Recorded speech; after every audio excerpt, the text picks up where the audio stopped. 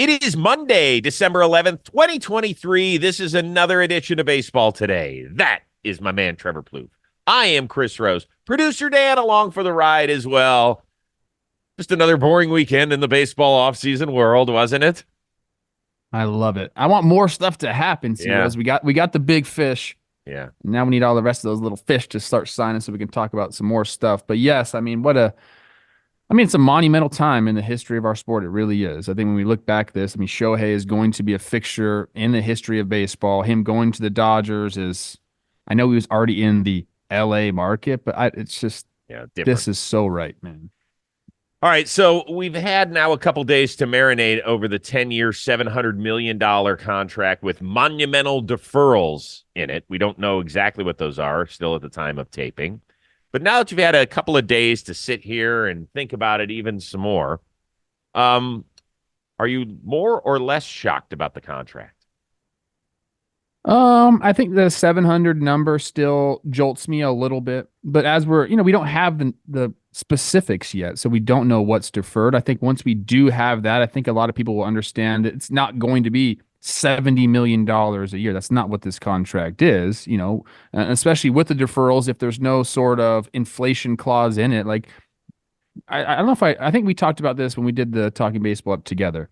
We talk about Bobby Bowe and his deferral. That's the gold standard for Right. deferrals. And we all say, oh, it's $1.5 million every July 1st or whatever it is. And at the time, I bet when he signed it, people were saying that's crazy. I think by the time we get to Shohei's deferrals, whether it's in 2035 or whenever it is, we're gonna say, oh, that doesn't seem like that much. I know the guy's not gonna be playing for your team anymore, but the value he'll bring to the franchise, I think, will be worth it. I think he ends up going into the Hall of Fame as a Dodger. This is crazy to think about all this stuff, Wow. by the way. Going to the Hall of Fame as a Dodger. He's going to be an ambassador for the Dodgers. He's going to be special assistant. All these things, man. He's associated with your brand now. He's just different. Don't think of Shohei. I think this is my advice to people who are questioning the contract and the numbers. Don't think of Shohei as just Shohei, the baseball player, because he's different. It's not. He's not like anybody else. He's not like Mike Trout. He's not like Garrett Cole. He's not like any of these guys that signed. He's massive. Not like Aaron Judge. It's just different. He brings along with him, just a whole new marketplace that these guys don't have. So, as I've thought about it more and more and more, look, with the deferrals, I think it does make sense, and it makes sense because the Dodgers are willing to do it. These guys, these front offices, these businesses don't make dumb business decisions. They already know what they're going to do, or they have a general idea of what they're going to do with it. So, the 700 number definitely still shocking, but I think once we have the numbers in front of us, we'll be like, okay, I get it. I don't think there's any numbers that could be put in front of me, and I still wouldn't be shocked. With that being said, it wasn't like the Dodgers front office walking into their offices today and like, man, did we really do the right thing? This has been years in the making for them. All of their marketing people, their sales people, this is not a baseball decision strictly. It just isn't. It can't be because he is one of one. You're talking about pulling from an entire new financial world in Japan. Not that it's new in terms of commerce from Well, Japan he's to the United different than any of the That's other the guys that have thing. come over. Yeah. That's what I'm saying is that he is so different. They're going for the first time ever. I think we're going to see 4 million fans go through the turnstiles this season. The Dodgers set the record at like 3.974 back in 2019. I think they'll blow that number away this year. Every A-lister in this city, and you know how it gets with particularly with the Lakers, right? When the Lakers are really good, every A-lister comes out of the woodwork. That's going to start happening more and more with the Dodgers. You have seen your fair share of them over the years, but now this is going to be a totally different level. So it's going to continue to build and build and build. And I know you hardcore baseball fans are probably throwing up in your mouths as you hear me say that, but that's what's going to make this financially worthwhile for the franchise. I could talk to you all day about what Shohei means on the baseball diamond as a DH. I can talk to you about what he means if he returns to health as a pitcher in 2025. But the rest of it is what makes this 700 number not seem so ridiculous. And I think we have to change sports to really grasp those numbers. We talk about soccer guys all the time, That's the one. or football, Hmm. they draw from many different countries and nations in Europe. So like that is and South America. That is the comparison there. It's not really any other baseball player. It's not a basketball player. It's an international sport like soccer. And that's why those guys get paid. I mean, they get paid crazy amounts, more than $70 million a year. People go check out their numbers. It's because they appeal to different nations and they're international, if you will. That's those are the guys that we should be comparing Shohei to, not baseball players. Yeah, and I suppose the closest sport we have in this country to that side of things is the NBA. It's not the NFL because as popular as quarterbacks are, the NFL is just such a monster unto itself that you don't necessarily need that star in order to Mm-mm. increase your brand. Maybe you could make the argument that the Dallas Cowboys are in their own category when it comes to the NFL, but the NFL is just such a monster unto itself. The NBA is obviously a little bit different, but baseball, when you're talking about Shohei being one of one, that isn't cliche. That's a fact with him. All right, so Shohei, unquestionably, over these 6 years in Anaheim, has been the darling of baseball. Does that change now that he has the largest contract in the history of North American pro sports? Of course it does, dude. Of course it does. And I'm not saying Shohei is going to change or like you should view him differently. He's still like the superstar, nice guy. I mean, we actually don't know a ton about Shohei. I mean, I've never hung out with Shohei. I've never talked Hmm. to Shohei, but from, what we gather from his teammates and watching him on the field, he's just like a fun, loving dude who is, it's baseball and that's it, man. He loves the game very much. But you take $700 million and you go to the Dodgers, who maybe don't have the evil empire stigma that the Yankees do, but they're dang close to a lot of people. When you go to a team like that, when you take that contract, yeah, people are not going to be rooting for you the same way. We see it all the time. America loves to build stars up, and then once they get to the top, they love to bring them down, dude. That's just kind of like, I mean, I don't want to put our culture like, that's what happens a lot. So Hmm. I believe 100% that Shohei is going to experience probably for the first time some booze. He's going to have people with signs like against him. Like he's going to have to deal with a little bit of negativity, which I don't think he's really had to deal with at all so far. He's on the Angels. They don't win. Him and Mike Trout. It's great to watch, but like they weren't a threat. Dodgers are a threat to every single other fan base in baseball. So he's going to start getting that. And kind of sucks. He didn't really do anything except be the best player maybe in the history of the sport so it's not his fault, but yeah, he's going to be looked at completely different. See, Rosie. Um, he apologized on Instagram over the I weekend for know. making this He's a process very so nice drawn guy. out. And here he is. What are we in the second week of December? And he's apologizing. Like, come on, show you don't need to do that. Um, I do think that there will be some fan bases that are hurting. Toronto, they go to Toronto, I believe, at the end of April. That's going to be fascinating, even Why would they though, boo him? That's Boo Morosi, not him. My goodness. right. Well, yeah, if I'm MLB Network, I'm not sending John Paul Morosi up there to cover that series. And I've known John Paul a long time, and he's a good dude. And He apologized too. Everyone's he, he apologizing. did, yes. He did. Ken Rosenthal apologized 2 years after the fact for writing an article about the Padres or something ridiculous. I'm not going to say I'm sorry today. I don't I'm think not sorry for anything. I'm not sorry for anything today either.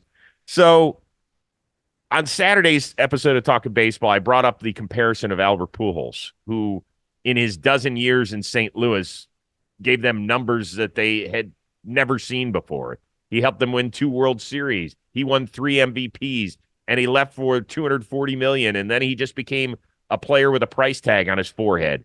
And he ended up playing in 3 playoff games out there with the Angels, and that was it.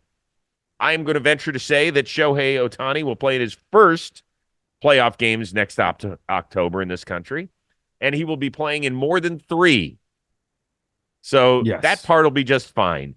I will be curious to see how he deals with the boos for the first time because I cannot remember one time where he was ever booed. Me neither, but I talked about this after the WBC. Like he started to get into that kind of villainous mode. Like when he struck Mike Trout out, there was a little like, okay, No. I'm the king now. I if there was any people saying this guy was still the best player in baseball, it's me now. Like I think he'll embrace that, dude. I really do. I don't think this isn't when LeBron went to Miami and he goes not one, not two, not three. He totally. Do you remember his first Oh year in yeah. Miami? He played the role of the heel, and it did not work for him at all. And he was like, "Well, this ain't my jam." So I got to go back to being LeBron. Not everybody's going to love me, but I am not going to be the boo guy. Like they can't. This is not what I'm comfortable with, and I guarantee you that is not going to be Shohei's role at all. And I'm serious, dude. I can't remember one time when he was ever booed. He is universally loved. Up in San Francisco, he'll get booed. Big deal. If he's smart, which I think he is extremely smart, he understands what Dodgers Giants means, and the fact that Giants fans thought they had a chance at him obviously heightens that. Here's the thing, like if he just continues to be who he is, which is a very nice guy. You mentioned the apology on his announcement. Uh it's hard to you might boo him initially because you're salty that he went somewhere else. The Giants fans, oh, he's a Dodger, hate him forever. But like that's going to wear off. And if he just continues to be this guy, I'm sure he's going to give the charity and he's going to do all the right things. He's going to be this amazing baseball player. It's hard to continue that animosity towards a guy who does everything the right way. I mean, like, does Mookie Betts get booed anywhere? Does he get booed in Boston? No. Like, he's just a good dude who's good at baseball. So, like, what's the point of booing him? How can you continue to do that? If you do, you got to look inward, not outward. So I think it might be initial that he gets booed. Unless, see, Rosie, he starts. You never know the arc of Shohei. He might say, "You know what? I'm sick of being the good guy. Let me do this." He's not going to be the villain. That could be fun, man. Dark not. Shohei, yeah. All right, baseball today is sponsored by BetterHelp. Now, whether or not your family gives gifts during the holidays, you get to define how you give to yourself. And it's a great time of year, right? You're hanging out with your family and your friends and your loved ones. This can sometimes be a real trying time for people that you know and love because you don't know what people are going through. Sometimes they feel alone. They don't know which way their life is going. Maybe their jobs or their personal relationships aren't going exactly the right way. And maybe I'm talking to you. If so, you should give BetterHelp a try. It is online therapy. It is a perfect way to sort through all of these curveballs that life literally throws you all the time. And you've heard me talk about therapy. I have been in and out of therapy ever since I was a little kid. It wasn't one specific incident that led me that direction. My family just always thought it was important to go talk things out with somebody who is outside of the family structure. And it has helped me immensely at varying times, whether I was a teenager and going through all sorts of stuff that you go through as a kid, whether you're in your college years and you're changing as an adult, whether you become a married person and then a parent and all sorts of stuff. There are always challenges, and it's not easy to get through this journey on your own. And that's why BetterHelp wants you to say, hey, yeah, it's okay. Raise your hand. I need some help. Once again, BetterHelp is entirely online. It is designed to be convenient and flexible and suited to your schedule. All you have to do is fill out a very brief questionnaire. You'll get matched up with a licensed therapist. If you have a session and it doesn't go great with that therapist, you don't have that connection, you just say, okay, I'd like to try somebody else. There is no additional charge. So what you need right now is BetterHelp. Head on over to betterhelp.com/baseball today. You're going to get 10% off your first month. That is BetterHelp, HELP.com/baseball today. We wish you the best in that journey. We continue on to talk more about the Dodgers. On Saturday, you had them right now as the third best team at best in the National League. Isn't that correct? Right? You had Atlanta. Did I say that? I believe that's in where the you National League. I thought you said National League West. Okay. No. Third best behind Atlanta and Philly. I thought is where you had the Dodgers. Is that accurate? Well, you asked me if they were better than Atlanta or better than the Phillies. I don't know if I Right. went through the entire National League, but yeah, I mean they still have some work to do. Yes. Okay, so my question is, do the Dodgers have to add substantial pitching in order for this Shohei deal to make sense? Initially, yeah. I mean, no. Okay. Well, let me rephrase this. No. The Shohei deal makes sense without adding substantial pitching. I believe they'll develop pitching. I believe they're going to get guys back. I mean, in 2025, they're going to have 3 guys coming back from arm surgeries: May, Gonsolin, Shohei, and whatever. In the near term, yeah, they still got to add. If they want to compete this year, they got to add. I mean, Walker Buehler's coming back, great. He's coming off a shoulder or arm injury. I forget what it is. Was it Tommy John? I believe that's what it was. But he tried to come back in the fall, and he said, "I'm Yeah. shutting down, and I'll see you in 2024." They have Walker Buehler coming back. I hope he's great. When he's great, it's so fun to watch. Bob Miller had a great rookie campaign. They're probably going to sign Clayton Kershaw back. And then they got a couple young guys that came up. Pepio had a really nice end to his season. They have a few guys that came up last year that didn't really work out. So they have some depth there, young guys. And I try to make this point when we're talking about young guys. All the good pitchers in the game were young guys at one point. It's about who can continue to get better, what organization you're in, how can they help you. The Dodgers surely are one of the better organizations at developing pitching. So I think and I said this a few times, I think we're discounting the Dodgers staff a little bit too much right now, just because they're not household names and they don't have a track record, which is fine. You can do that, but I tend to believe in that system a little bit more than other people. But it makes sense for them to go out and make some of these trades that are out there, these 1-year stopgap things, because like I mentioned, you're going to have these young guys develop, hopefully, and they'll be a fixture in your rotation. You're going to have these guys coming back from injury that you already have in your organization. So I think in 2025, they're going to have enough pitching. 2024, they don't. They don't. So Glasnow makes a lot of sense for them to go trade for him. Maybe some of these guys that didn't have a great platform year into free agency, like a Flaherty, a Giolito, if they want to reestablish their market, maybe they take a 1-year deal with the Dodgers. I'm not saying they're going to. I'm saying maybe that's a possibility. So I think that 100%, Chris, for them, because they don't want the first year of Shohei to be crappy. They want people to be like, this is awesome. Even without him pitching, like they want to win in 2024. They need to go make some moves. So I think they will enter that 1 year, last year of ARB trade market, which is like Cease and Bieber and Glasnow and maybe Corbin Burns. Jake is high on a Corbin Burns, Willie Adames trade to the Dodgers. They're going to do something else. And I know they're not out on Yamamoto. I would be crazy if they signed him too. That would be crazy. But they're going to do something, Chris. Yes.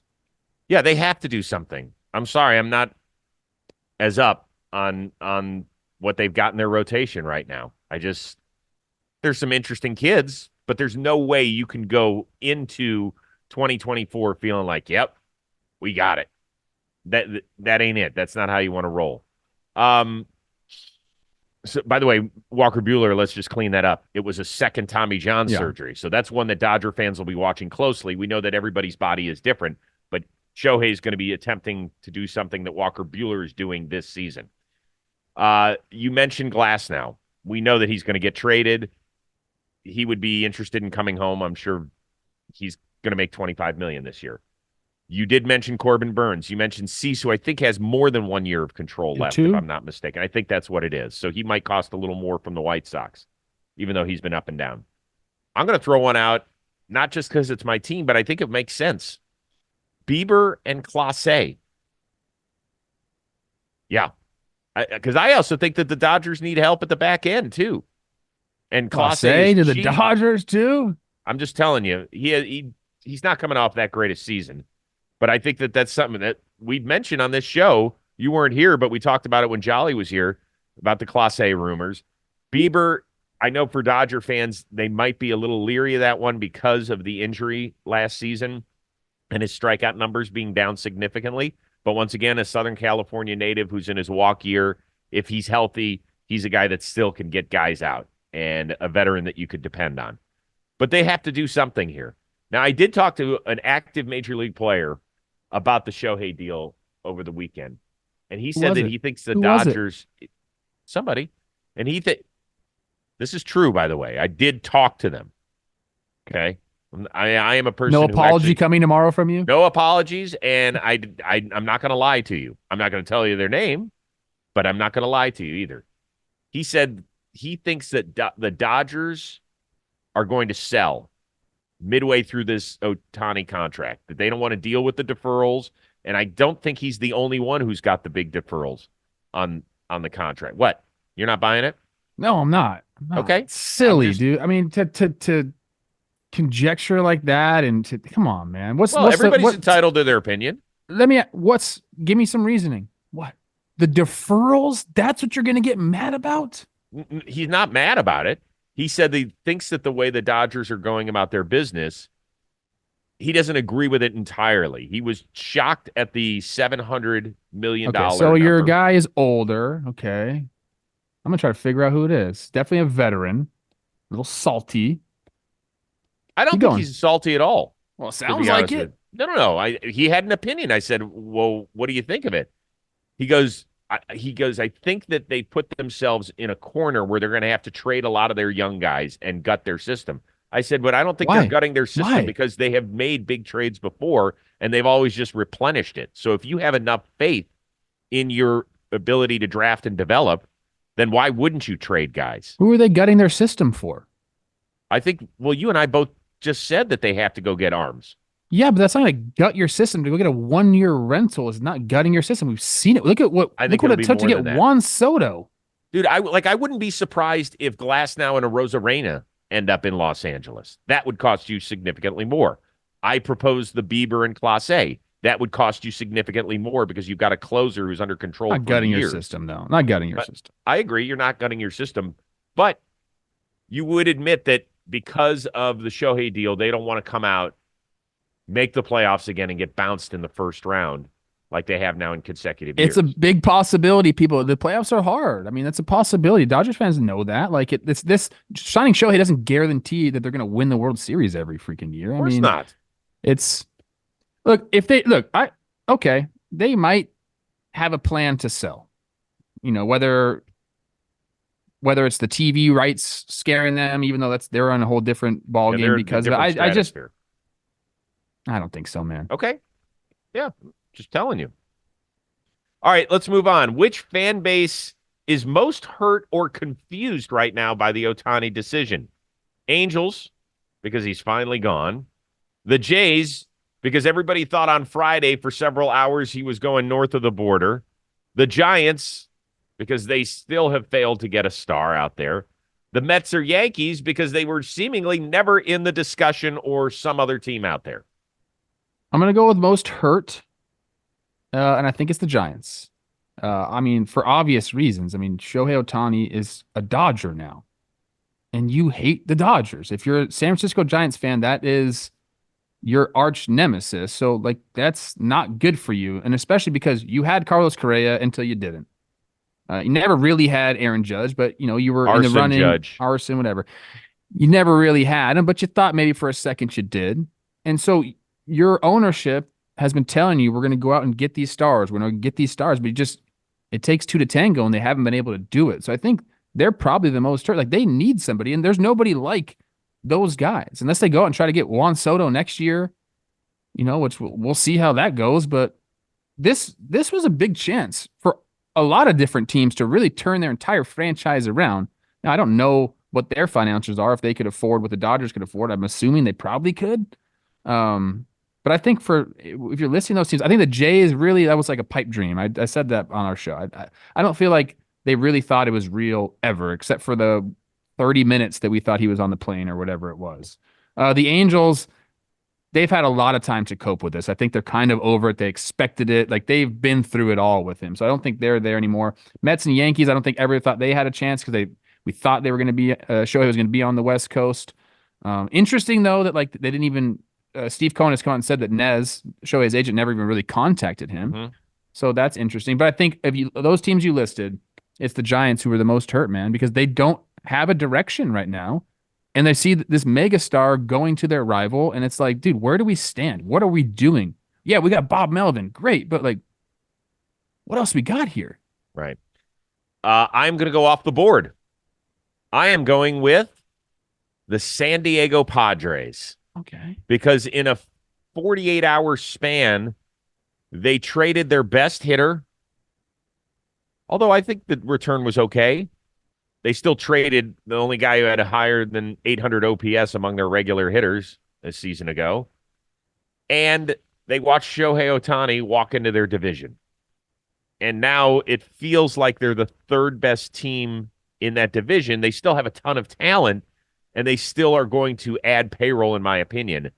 But the last couple years, they were right up there with the big dogs. They beat them, and they were spending at this exorbitant amount of money, and it was fun.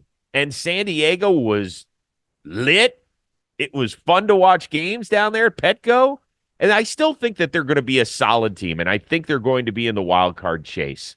But I think that between having to trade your best player, the death of your owner, who was a wonderful owner by all indications, and wanted to do whatever he could to try and bring a championship to that city, we'll see what ownership does now. They say that they're going to keep pouring money into the team, but we don't know. We don't know until we see it.